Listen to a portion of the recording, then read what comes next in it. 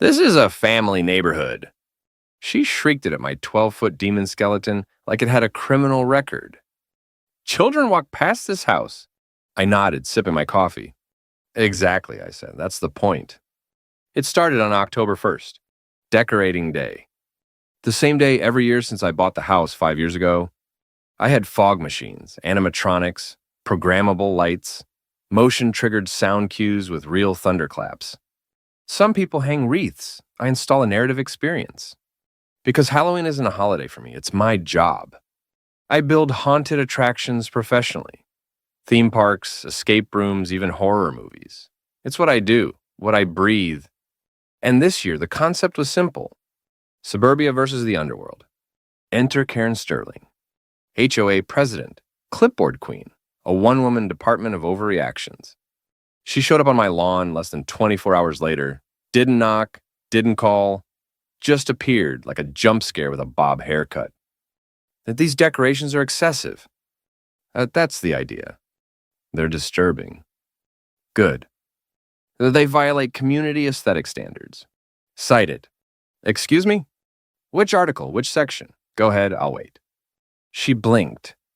The clipboard trembled. She flipped pages. Eventually, she found it. Clause 8.2.1. Seasonal displays must be tasteful, appropriate for all ages, and limited to front porch and yard perimeter. Then she pointed, right at the massive devil head bursting out of my yard like it was breaking through the underworld. Is that tasteful to you? It costs $5,000 and has a fog system built into its eyes. I think it's very tasteful. She looked like she was choking on invisible pearls. I'm issuing a formal notice. Go ahead, make sure to spell my name right. The next day, the letter came. Typed, stamped, hand-delivered. You are in violation of HOA Regulation 8.2.1 regarding holiday decorations. Immediate removal of oversized demonic fixtures is required.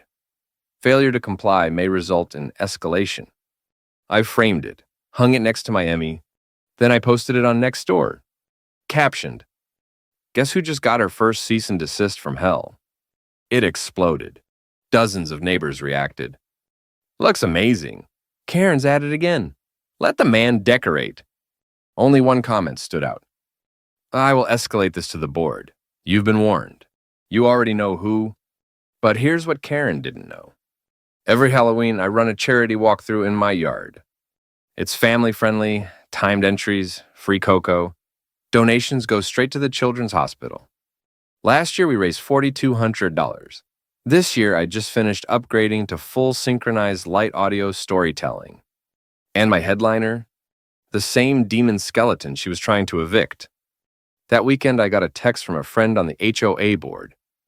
Just FYI, Karen is trying to call a vote to ban inflatable animatronic or skeletal decor over 6 feet.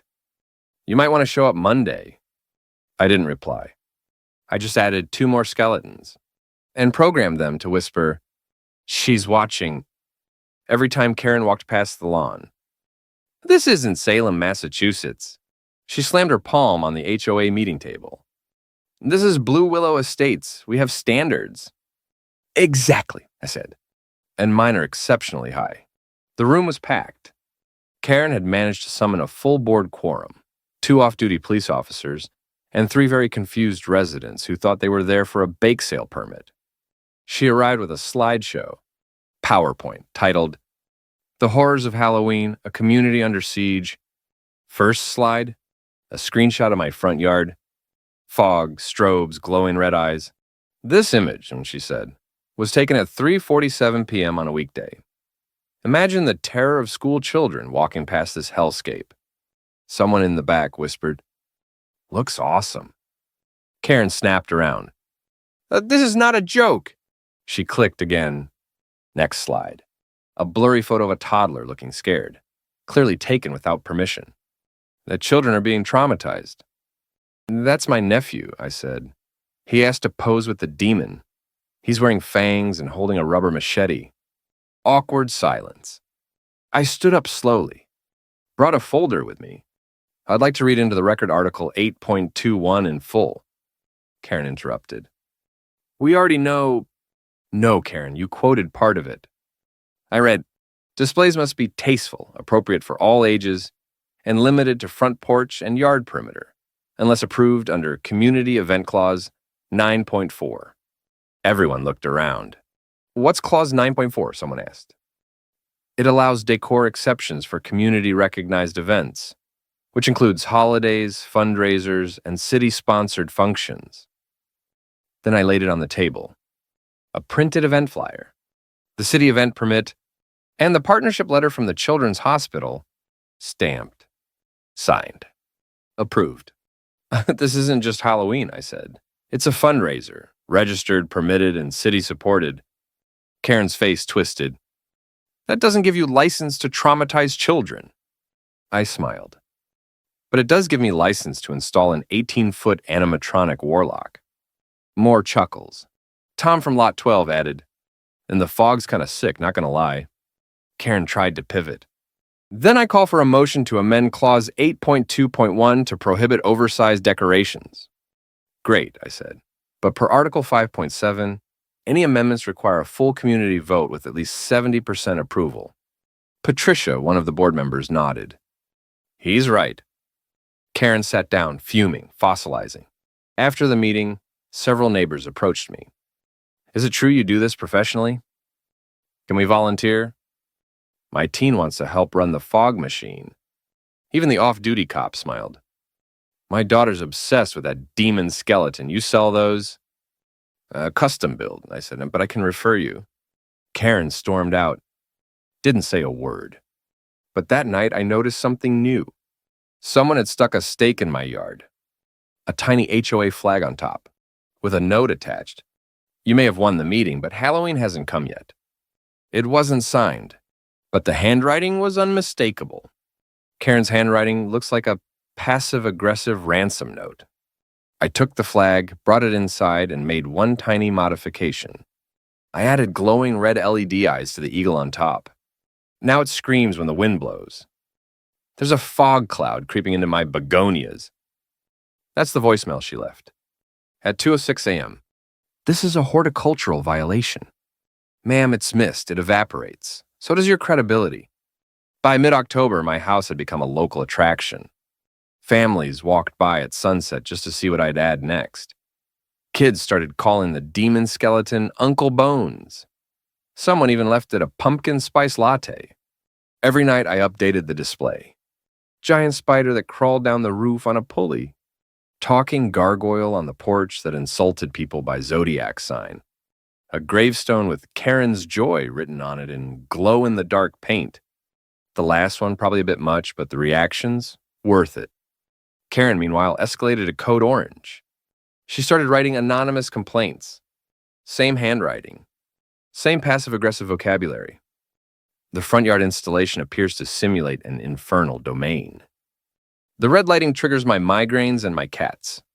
One animatronic pointed at me. That's intimidation. I responded publicly. Via sign, posted right above my mailbox. Warning.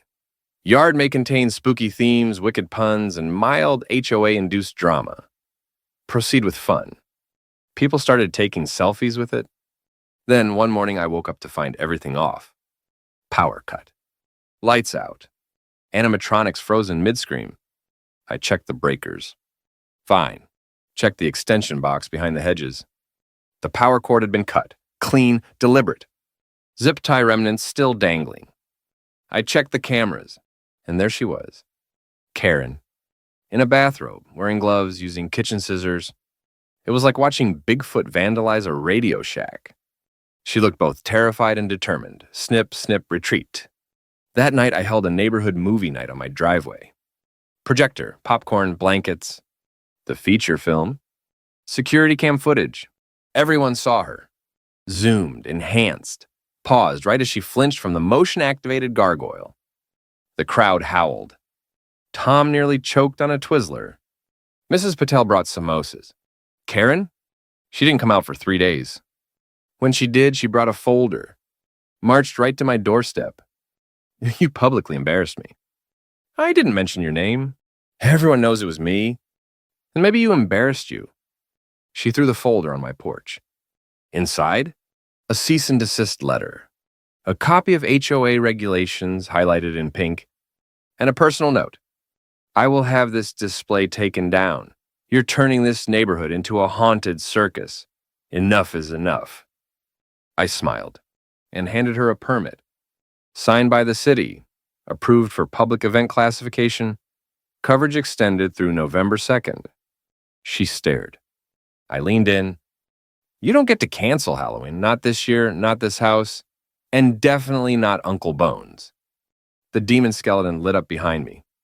Its eyes glowed red. Its voice boomed. She returns again, Karen screamed. Dropped the folder and ran. The next morning, I updated the gravestones. One now read, Here lies Karen's patience, 2016 to last Tuesday. The other, Power cord gone but not forgotten. I don't feel safe in my own neighborhood anymore. She said it in front of 37 people. In the middle of the HOA emergency meeting she called, wearing a black turtleneck and dark sunglasses like she was testifying before Congress. The meeting was outdoors this time. Karen claimed my front yard was a hostile zone and refused to enter it. So they met at the park, by the gazebo, under twinkle lights and the judgmental stares of squirrels. Karen brought evidence. A folder labeled Haunted Harassment, Exhibit A. Inside, photos of skeletons. A blurry shot of a smoke machine. A printed tweet of someone calling her Karen the Grave Digger. And a screenshot from next door that simply said, Let the bones rise, HOA be damned. She demanded a formal investigation. He has turned my daily life into a nightmare. I can't walk my dog without hearing demon laughter. Brenda from the board raised a hand. Karen, is this the same dog that tried to bite the inflatable witch last year? Irrelevant. Then came the wildest part. She said, without blinking, I believe he's using real spirits. Dead silence. Even the squirrels paused. And what do you mean, real spirits? Tom asked.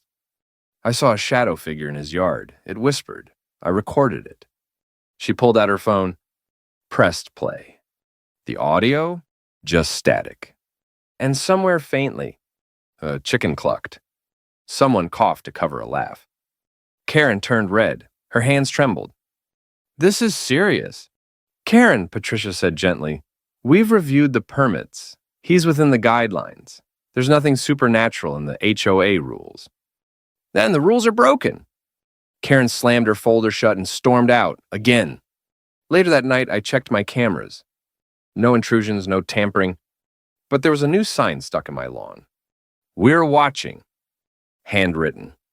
All caps, smeared ink, stapled to a paper plate. My animatronic clown started laughing on its own when I picked it up. I didn't program that, but I did take it as a challenge. The next day, I installed a glowing pentagram made from LED strips, 2 floating witch lanterns, wire plus leaf blower trick, and a sign above the garage that said, This house is Hochhurst. People lost it. Photos everywhere. Our Kurzbeichern trended locally. One neighbor dressed as a Karen exorcist with a clipboard and a sage stick. Another brought her 5-year-old dressed as Mini HOA inspector. She handed out citations written in crayon. I offered Karen a truce. I left a peace offering, a mini skeleton lawn gnome, holding a sign that said, Rest in peace, Karen's clipboard. She returned it, threw my mailbox, snapped in half. Fair enough. The truth? This wasn't just about Halloween anymore. It was about power. Karen didn't hate the decorations. She hated the applause they got. So I started planning the finale, the kind you can only pull off once a year, with lights, with fog, with drama, and one very unexpected cameo. This is a violation of sanity itself. Karen screamed it from her porch. At 7:01 p.m. October 31st, while 200 people stood outside my house cheering, I called it the last stand of Karen Hollow. Time show, 12 minutes, fully choreographed. Lights synced to custom music. Projections of swirling ghosts across the lawn, animatronic skeletons rising from the ground like a Broadway encore. And Uncle Bones, my 12-foot demon skeleton, lit with internal fire, eyes glowing red, booming voice that roared, The hoe shall fall! The crowd lost it. We ran 5 shows that night. Neighbors brought lawn chairs. Kids wore black robes and screamed, "Rise, Uncle Bones!"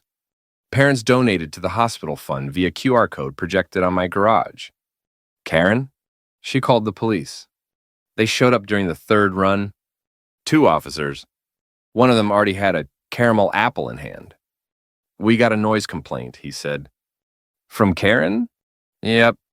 "You want to see the permits?" "Nah, just wanted to enjoy the show." Then came the moment. The finale. Music swelled. Fog rolled in. And right on cue, the garage door opened. Inside, a fake courtroom scene. Judge Skeleton, Clerk Zombie, and me stepping forward in a cloak, holding a scroll. This court finds Karen of the House of Sterling guilty of crimes against Halloween. Boom, fireworks, strobe lights, applause. But I wasn't done. After the show, I stepped forward, mic in hand. "Before we wrap up tonight, I'd like to thank someone very important. Because without this person, none of this would have been possible." The crowd leaned in. I held up a framed letter. Karen's first violation notice. To the woman who tried to shut us down, tried to cut our power, tried to cancel a community. I held the frame up high. "Karen, this bone's for you." The crowd erupted. She never came outside. Not once. The lights dimmed by 9. Her porch was dark. No candy. No joy. Just a porch light that flickered like a dying threat. By morning, she was gone.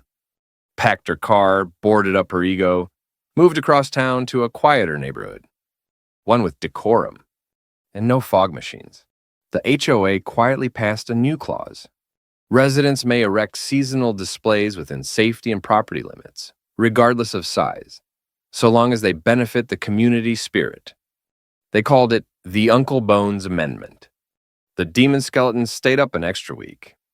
We dressed him in a turkey hat for November. Someone added a pilgrim skeleton next to him. It was a weird vibe, but we loved it. A week later, I got a package in the mail. No return address. Inside, Karen's snapped clipboard, wrapped in black tissue, with a note. "You win. Enjoy the circus. I'm out of tricks." I hung it next to my Emmy. And next to that, a new plaque, engraved with 4 words. "Long live Uncle Bones."